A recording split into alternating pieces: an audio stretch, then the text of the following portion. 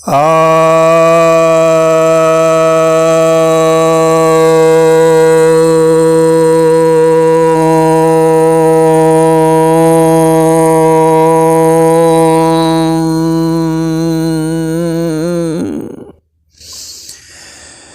सभी भक्तजनों को सप्रेम नमन। भक्तों, आज आपके समक्ष मैं श्रीमद् भगवद गीता के 10वें अध्याय के 39वें श्लोक पर प्रवचन करने जा रहा हूँ। श्री भगवान उवाच। भगवान कहते हैं, यच्चापि सर्वभूतानां बीजं तदहम् अर्जुन, न तदस्ति विना यत् स्यान्मया भूतं चराचरम्। अर्थात, हे अर्जुन, सभी प्राणियों का बीज में ही हूं। इस चराचर जगत में कोई ऐसा नहीं है जो मेरे बिना हो।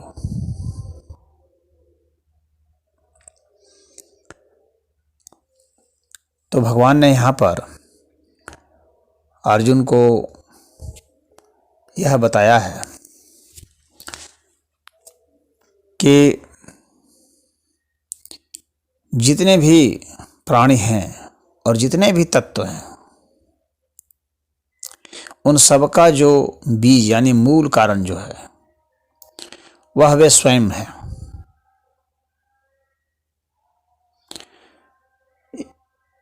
अब तक तो भगवान ने अपने विभूतियों के विषय में बताया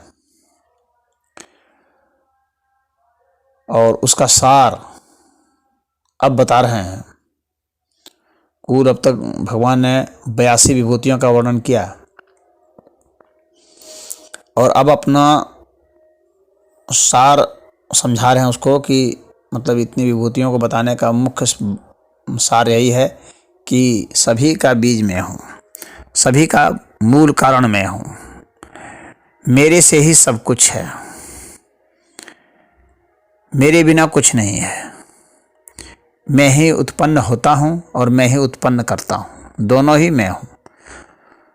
यानी निमित्त कारण भी मैं हूँ और उपादान कारण भी मैं ही हूँ। संसार को बनाने वाला भी मैं हूँ और संसार जो बन रहा है वह भी मैं ही हूँ।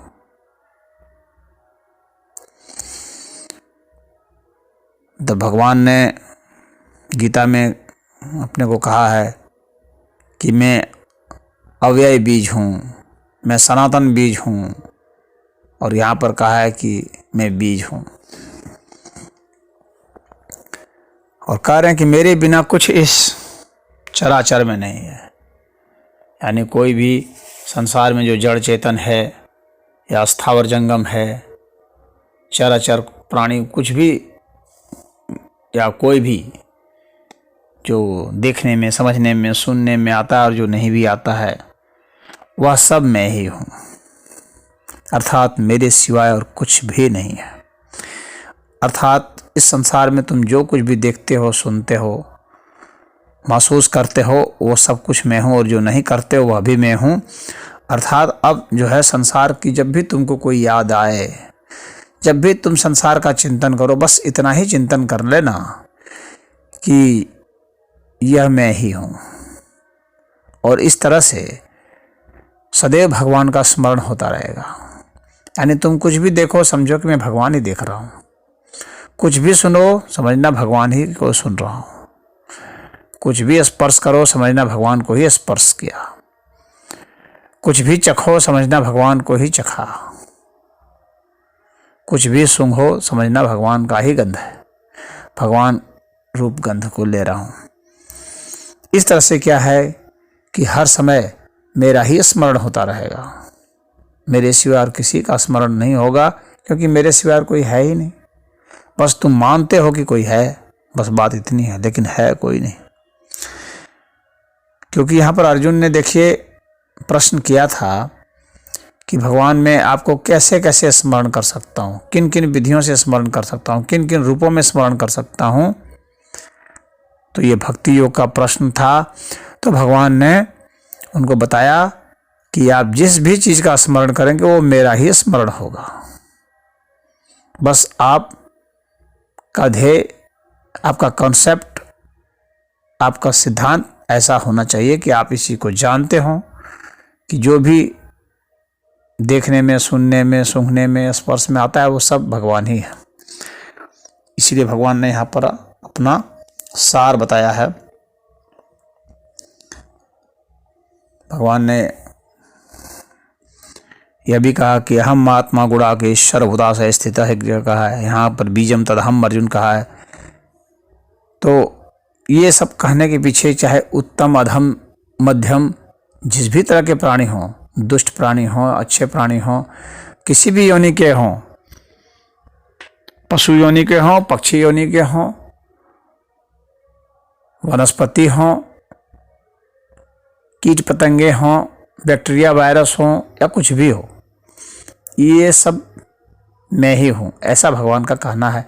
तो उन विषय में जब भी आपका ध्यान जाता है या चर्चा होती है तो आप स्मरण करें कि वे भगवान स्वरूप है। और कोई भी घटना घटती है, अच्छी या बुरी, वो सब भगवान ही है, क्योंकि कोई ऐसी घटना नहीं घट सकती जो कि भगवान नहीं हो। तो यहाँ पर भगवान ने विभूतियों का जो वर्णन किया है, तो इसी तरह से भगवान ने यहाँ तो अर्जुन को उपदेश दिया है, तो श्रीमद् भागवत में उद्धव जी को उपदेश दिया है और वहाँ भी अपने विभूतियों का वर्णन किया है। परंतु कुछ विभूतियाँ जो यहाँ वर्णित हैं वो वहाँ नहीं है, जो वहाँ है वो यहाँ नहीं है। तो उससे यह तात्पर्य नहीं निकालना चाहिए कि वक्ता तो एक ही है, यहाँ पर वही कृष्ण है जो यहाँ अर्जुन को दे रहे हैं, वही कृष्ण है वहाँ उद्धव जी को दे रहे हैं। तो यह नहीं समझना चाहिए कि वहाँ पर वर्णित जो विभूति है और यहाँ पर वर्णित विभूति है तो इसमें अंतर कैसे है। तो अंतर हो सकता है एक व्यक्ति कहीं पर भी, क्योंकि मुख्य ध्येय तो यही है कि जो जो मुख्य हैं उसको मैं बताना हूँ। कोई ज़रूरी नहीं है कि यहाँ जो जो मुख्य बताया गया है सारे मुख्य बता ही दिए गए हैं। यहाँ 82 मुख्य बताए गए हैं, तो इसका अर्थ यह नहीं है कि 82 ही मुख्य है, अन्य भी मुख्य हो सकते हैं, अन्य चीज़ों के भी, तो कई चीज़ें बताई जा सकती हैं। तो उसका अर्थ ऐसा समझना चाहिए। एक विषय पर जो ज़्यादा चर्चा होती है और कई जिज्ञासु या प्रश्न उठाते हैं कि श्रीमद् भगवद गीता में यहाँ पर भगवान ने ये कहा है कि पुरोधसाम च मुख्यम माम विद्धि पार्थ बृहस्पतिम। यहाँ पर पुरोहितों में उन्होंने बृहस्पति को माना है, जबकि भागवत में उन्होंने कहा है पुरोधसाम वशिष्ठो अहम, कि पुरोहितों में मैं वशिष्ठ हूँ। तो एक ही वक्ता एक ही विषय पर दो मुख्य को कह रहा है, कि वहाँ पर कह रहा है कि मुख्य में बृहस्पति और वहाँ पर श्रीमद् भागवत में कह रहा है कि पुरोहित में मैं वशिष्ठ हूँ। तो ऐसा नहीं समझना चाहिए कि अगर उन्होंने कहा कि पुरोहित में मैं बृहस्पति हूँ तो इसका अर्थ यह नहीं है कि मैं सिर्फ बृहस्पति ही हूँ, मैं वशिष्ठ भी हूँ, मैं विश्वामित्र भी हूँ। और मुख्य का मतलब यह नहीं होता है कि सिर्फ एक हो, सिरमौर ही, 3, 4, 5, 10, 20 भी मुख्य हो सकते हैं, अलग अलग काल में भी मुख्य हो सकते हैं, अलग अलग परिस्थिति में भी मुख्य हो सकते हैं, अलग अलग संदर्भ में भी मुख्य हो सकते हैं। तो बृहस्पति भी मुख्य पुरोहित हैं और वशिष्ठ भी मुख्य पुरोहित हैं, शुक्राचार्य भी मुख्य पुरोहित हैं। ऐसा नहीं है कि शुक्राचार्य पुरोहित नहीं है मुख्य, वे भी मुख्य पुरोहित हैं। अगर शुक्राचार्य का नाम कवियों में ले लिया तो इसका अर्थ यह नहीं है कि शुक्राचार्य ही एकमात्र कवि हैं, कालिदास भी कवि है। तो बहुत सारे कवि हुए हैं और वे सभी मुख्य हो सकते हैं। भगवान का उद्देश्य वहाँ है या श्रेय दिखलाना नहीं है, और न ही यह बताना कि एक ही है कोई। मुख्य का मतलब एक नहीं होता है, 10 भी मुख्य हो सकते हैं, 100 भी मुख्य हो सकते हैं। तो बृहस्पति भी मुख्य है और वशिष्ठ भी मुख्य है। मुख्य वहां पर तो भगवान स्वयं को बतलाना चाह रहे हैं और कोई बात नहीं है। जब वो बता रहे हैं कि यह अभी मैं हूँ, अभी मैं हूँ, अभी मैं हूँ, तो वहां पर सिर्फ यही बताना चाह रहे हैं कि वास्तव में मैं ही मैं हूँ। तो इस विषय पर यह स्पष्ट हो जाना चाहिए। और ये जो यहाँ पर जो चराचर है, स्थावर जंगम की बात है, तो से मनुष्य, पशु, पक्षी, ये सब जितने चलने फिरने वाले हैं सब जंगम आते हैं। और जो एक ही जीव एक ही जगह स्थिर जैसे रहते हैं, जैसे कि वनस्पतियाँ वगैरह हैं, तो उनको स्थावर कह दिया जाता है। और जितनी भी योनियाँ हैं, भूत, प्रेत, पिशाच, गंधर्व, देवता, पितर, तो ये चाहे कोई भी योनि हो, चाहे कोई भी प्राणी हो, चाहे कोई भी तत्व हो, कोई भी पदार्थ हो, सब ईश्वर ही हुए हैं। तो इनका कहने का एक सार यही है कि यह अस्तित्व अनंत है, ब्रह्मांड अनंत हैं, जीव अनंत हैं, मैं अनंत हूँ और सब का कारण मैं हूँ। वासुदेवः सर्वम, इसका उद्देश्य यही है।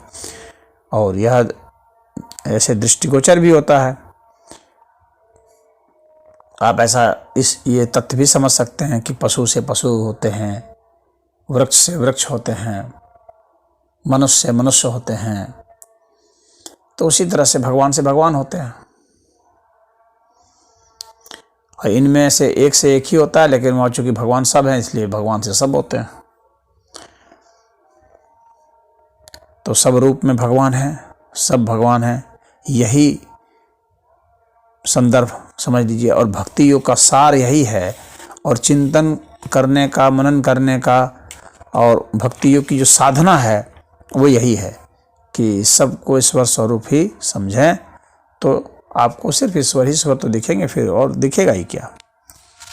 तो यहाँ पर इस श्लोक का ऐसा ही अर्थ था। और आप इस श्लोक को भगवान का मुख्य श्लोक भी समझ सकते हैं, साधना के अर्थ में, भक्ति योग की साधना के अर्थ में। और ऐसा ही उपनिषद में महानारायण उपनिषद है, और महानारायण उपनिषद में भी भगवान ने इस बात को कहा है कि जो कुछ भी देखने सुनने में आता है, इन सब के बाहर और भीतर व्याप्त होकर के मैं ही नारायण स्थित हूं। अंतर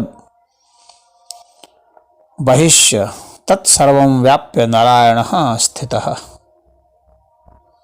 अंदर बाहर जो कुछ भी देखने में आता है सब मैं ही स्थित हूँ, यह जो है।